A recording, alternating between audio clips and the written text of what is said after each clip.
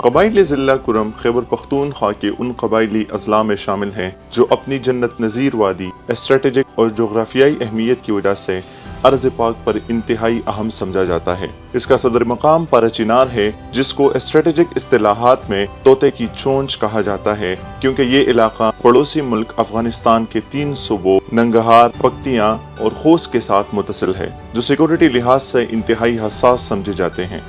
ایک وقت تھا جب اس سرزمین کی زرخیزی اور خوبصورتی دہشت گردی کی آگ سے خاکستر ہو چکی تھی، لیکن پھر کیا ہوا؟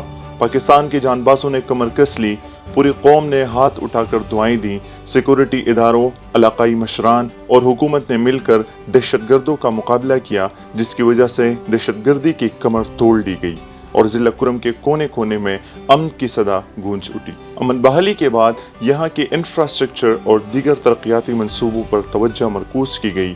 حکومت اور پاک فوج کے تعاون سے 9 ڈیف کی نگرانی میں 7 انجینئرز نے ترقیاتی منصوبوں کا آغاز کیا۔ تعلیم کی مد میں اگر دیکھا جائے تو گورنمنٹ پرائمری اسکول چلامئی لوور کرم، گورنمنٹ پرائمری اسکول قصب الیامین لوور کرم، گورنمنٹ پرائمری اسکول ترئی سینٹرل کرم، گورنمنٹ پرائمری اسکول کراٹ اور گورنمنٹ مڈل اسکول ترئی کے منصوبے مکمل ہو چکے ہیں، جہاں پر مقامی بچے زیور تعلیم سے آراستہ ہو رہے ہیں۔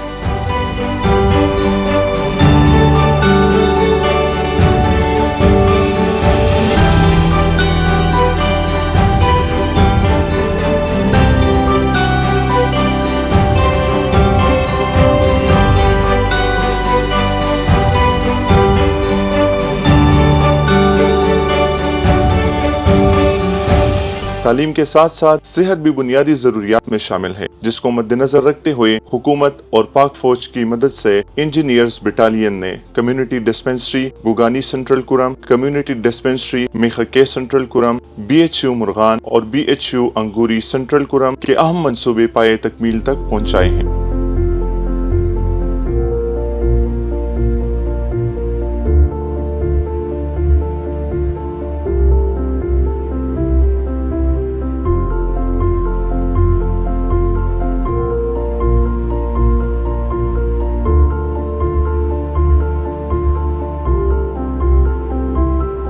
قبائلی ضلع کرم میں صاف پانی کا مسئلہ برسوں سے چلا آ رہا تھا۔ عوام کو صاف پانی کی فراہمی یقینی بنانے کے لیے اپر کرم کگوگا، ارشد آباد سوگو کلی، راجہ کوٹ، غشک علی، کالج کالونی، سپن خیل بانڈا، جبکہ لوور کرم کے پیر قیوم اور باقی علاقوں میں بھی صاف پانی کے پلانٹس لگا دیے گئے ہیں۔